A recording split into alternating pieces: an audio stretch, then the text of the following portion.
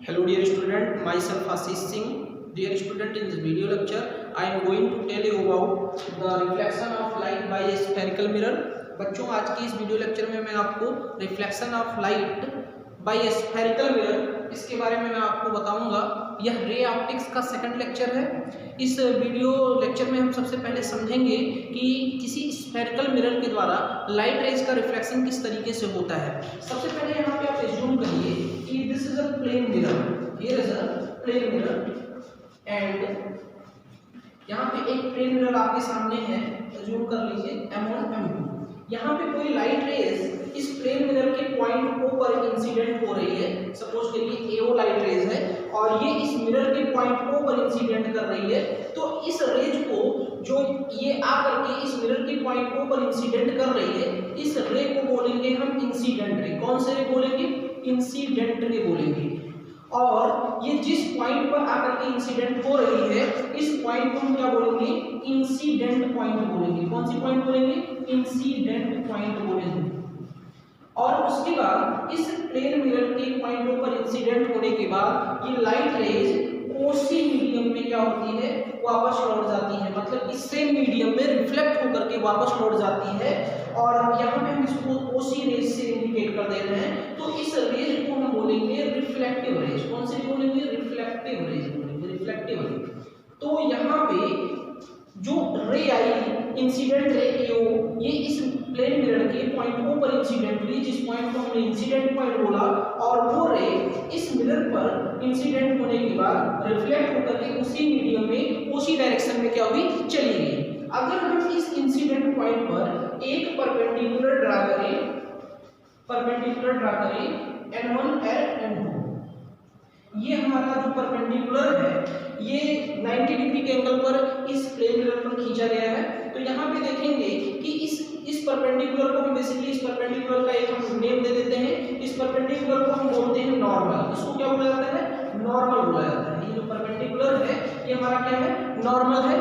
तो इस perpendicular means normal और इंसिडेंट रे के बीच का जो एंगल है उसको हम क्या बोलते हैं? एंगल आई। मतलब कि इस एंगल आई को हम बोलते हैं इंसिडेंट एंगल।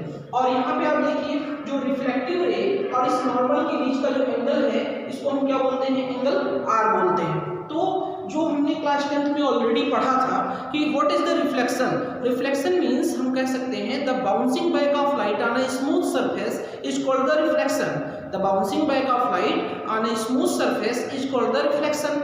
मतलब कि लाइट रेज का किसी स्मूथ सरफेस पर इंसिडेंट होने के बाद रिफ्लेक्ट होकर के उसी मीडियम में वापस लौट जाने की जो फिनोमेना होती है उसको हम क्या बोलते हैं? रिफ्लेक्शन बोलते हैं। तो यहाँ पे आप देख रहे हैं कि लाइट रेज, ये जो प्लेन मिरर है, इस प्लेन मिरर का सरफेस कैसा है? हमारा स्मूथ सरफेस है। अब यहाँ पे जो लाइट रेज आ रही है इस प्लेन मिरर के सरफेस पर इंसिडेंट होने के बाद रिफ्लेक्ट होकर के उसी मीडियम में वापस लौट जा रही है। तो इस फिनोमेना को हम क्या बोलेंगे? रिफ्लेक्शन बोलेंगे।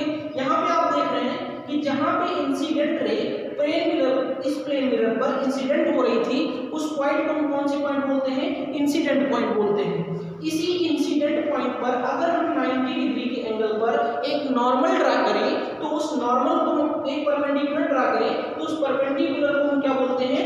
नॉर्मल बोलते हैं। क्या बोलते हैं? नॉर्मल बोलते हैं। तो यहाँ पे आपने देखा कि इस नॉर्मल और इंसिडेंट एंगल के बीच, इंसिडेंट रे के बीच एक एंगल का फॉर्मेशन हो रहा है जो हमारा कौन सा एंगल है? एंगल आई। इसको हम क्या बोलते हैं? इंसिडेंट एंगल बोलते हैं। दूसरा आपने देखा कि रिफ्लेक्टिव रे और नॉर्मल के बीच एक दूसरा एंगल बन रहा है जिसको हम क्या बोलते हैं? एंगल R बोलते हैं। इसको हम क्या बोलते हैं? रिफ्लेक्टिव एंगल बोला जाता है। तो जो लॉज ऑफ रिफ्लेक्शन है, रिफ्लेक्शन का लॉ क्या बताता है उसको आप थोड़ा सा समझिए। रिफ्लेक्शन का लॉ बेसिकली क्या बताता है? Laws of reflection.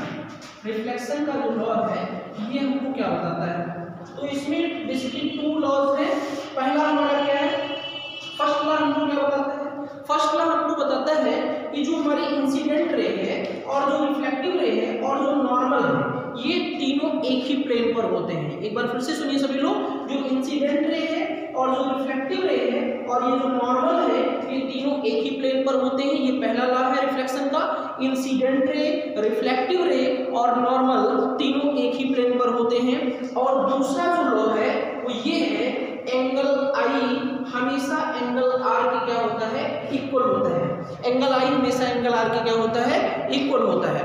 तो इतनी बातें अभी आपको समझ में आ गई कि reflection of light by spherical mirror, कि किसी भी स्फेरिकल मिरर के द्वारा लाइट रेज का रिफ्लेक्शन कैसे होता है। अब हम बात करते हैं स्फेरिकल मिरर में हम टू टाइप्स की मिरर पर बात करेंगे। एक हम बात करेंगे concave mirror and two convex mirror. Concave mirror and convex mirror, यहाँ पे देखिए एक कॉनकेव मिरर पे मैं बात कर रहा हूँ और दूसरा किस पे बात कर रहा हूँ, कॉन्वेक्स मिरर। सबसे पहले कॉनकेव और कॉन्वेक्स को समझने से पहले सबसे पहले हम मिरर को समझते हैं कि व्हाट इज द मिरर। तो mirror is a hollow spherical glass, मतलब पार्ट ऑफ ग्लास। ऐसे हम कह सकते हैं कि mirror is a hollow spherical part of glass. जो मिरर होता है वो किसी ग्लास के खोखले गोले का एक भाग होता है, इसे जनरली कह सकते हैं। तो हम इंग्लिश में अगर हम इसकी डेफिनेशंस पर बेसिकली बात करें तो mirror is a hollow spherical part of glass and mirror are of two type basically, concave and convex. तो जो हमारा मिरर होता है वो दो तरीके का होता है, एक कॉनकेव होता है और एक कॉन्वेक्स होता है। कैसे समझेंगे, जैसे कि देखिए यहाँ पे मान लीजिए कि ये ग्लास का एक होलो स्फेरिकल पार्ट है। अगर हम ऐसे इसको बीच से कट कर दें तो हमको एक सर्कल जैसा ऐसा पार्ट मिलेगा, इस तरीके का सर्कल जैसा हमको पार्ट मिलेगा, मतलब ऐसा पार्ट हमको मिलेगा स्फेरिकल पार्ट। अब ये होलो स्फेरिकल पार्ट जो हमको ग्लास का मिला, अगर हम इसको ऐसे बीच से इसको क्या करते हैं, कट कर दें तो हमको टू हाफ इक्वल पार्ट इसका मिलता है। इसका कैसा पार्ट हमको मिलता है, टू हाफ इक्वल पार्ट मिलता है। इस तरीके का पार्ट हमको क्या होता है, मिलता है। तो अगर हम इसको किस तरीके से कॉनकेव और कॉन्वेक्स में कन्वर्ट करना चाहते हैं ये हमारे ऊपर डिपेंड करता है। तो सबसे पहले हमको क्या करना है, अगर हम इस मिरर के आउटर सरफेस पर, मतलब इस सरफेस पर अगर हम लैपिंग कर देते हैं, यहाँ पे अगर हम लैपिंग कर देते हैं तो होगा क्या, तब इसके इनर सरफेस से क्या होगा, रिफ्लेक्शन होगा। तब रिफ्लेक्शन इसके किस सरफेस से होगा, इनर सरफेस से होगा। तो इस तरीके के मिरर को हम बोलेंगे कॉनकेव मिरर। कौन सा मिरर बोलेंगे, कॉनकेव मिरर। लेकिन अगर हम लैपिंग इसके इनर सरफेस पर करेंगे, इनर सरफेस पर करने का मतलब कि लैपिंग अगर हम यहाँ पे करेंगे तो रिफ्लेक्शन कहाँ से होगा, इसके आउटर सरफेस से होगा। तो it is called the convex mirror. इसको हम कौन सा मिरर बोलेंगे, कॉन्वेक्स मिरर बोलेंगे। एक दूसरी बात आप थोड़ी सी और समझिए कि हम साइन कन्वेंशनल सिस्टम को कैसे समझेंगे, कि कॉनकेव मिरर जो हमारा होता है उसमें साइन कन्वेंशनल सिस्टम को कैसे समझेंगे, एक्स एक्सिस वाई एक्सिस के रिस्पेक्ट में हम कैसे समझेंगे कि अगर हम किसी भी डिस्टेंस को मेजर कर रहे हैं तो किस साइन के साथ हम उसको बेसिकली लेंगे। तो साइन कन्वेंशनल सिस्टम क्या कहता है, यहाँ पे आप देखिए कि अगर हम एक छोटी सी बात करें तो जैसे यहाँ पे आप देखिए कि यहाँ पे मैंने एक फिगर बना दिया है कॉनकेव मिरर का, it is a figure of the concave mirror. अब यहाँ पे आप देखिए अगर हम बात करें तो ये हमारा यहाँ पे क्या होगा, पोल होगा। अगर हम ऐसे देखें तो एक्स एक्सिस है, इस पे ऐसे अगर हम डॉट डॉट डॉट कर दें तो ये किसको डिनोट करेगा, वाई एक्सिस को डिनोट करेगा। ये वाई डैश हो जाएगा और ये क्या हो जाएगा, एक्स डैश हो जाएगा। तो हमेशा एक चीज को जानिएगा, अगर हम इस साइड चलते हैं तो हमेशा हम किस साइन के साथ चलेंगे, निगेटिव साइन के साथ। किस साइन के साथ चलेंगे, निगेटिव साइन के साथ। लेकिन अगर हम एक्स एक्सिस के यहाँ पे इस पोल के अगर हम राइट साइड में चलते हैं तो पोल की राइट साइड में हमेशा हम किस साइन के साथ चलेंगे, पॉजिटिव साइन के साथ चलेंगे। पोल के हमेशा राइट साइड में पॉजिटिव और पोल के हमेशा लेफ्ट साइड में हम किस साइन के साथ चलेंगे, निगेटिव साइन के साथ। अगर हम ऊपर चलते हैं तो ऊपर हम किस साइन के साथ चलेंगे, हमेशा पॉजिटिव साइन के साथ चलेंगे। और अगर हम नीचे चलते हैं तो हम किस साइन के साथ चलेंगे, निगेटिव साइन के साथ चलेंगे। तो यहाँ पे अभी जो मैंने आपको बताया ये साइन कन्वेंशनल सिस्टम है। हम किसी भी डिस्टेंस को, चाहे वो हमारी इमेज डिस्टेंस हो चाहे हमारी ऑब्जेक्ट डिस्टेंस हो, किसी भी डिस्टेंस को अगर हमको मेजर करना है तो हम किस साइन के साथ किसको लेंगे, ये हम इस कन्वेंशनल सिस्टम से ही समझ सकते हैं। तो इस वीडियो लेक्चर में आपने देखा कि रिफ्लेक्शन किसी भी स्फेरिकल मिरर के द्वारा कैसे होता है, लॉज ऑफ रिफ्लेक्शन क्या होता है, और उसके बाद आपने मिरर को देखा कि मिरर क्या होता है, मिरर के बेसिकली कितने टाइप्स होते हैं और साइन कन्वेंशनल सिस्टम क्या होता है। इतनी जानकारी आपने इस वीडियो लेक्चर में देखी। नेक्स्ट वीडियो लेक्चर में मैं आपको F=R/2 का डेरिवेशन बताऊंगा और उससे रिलेटेड जो और भी टॉपिक होगी उस पर डिस्कस करूंगा। धन्यवाद।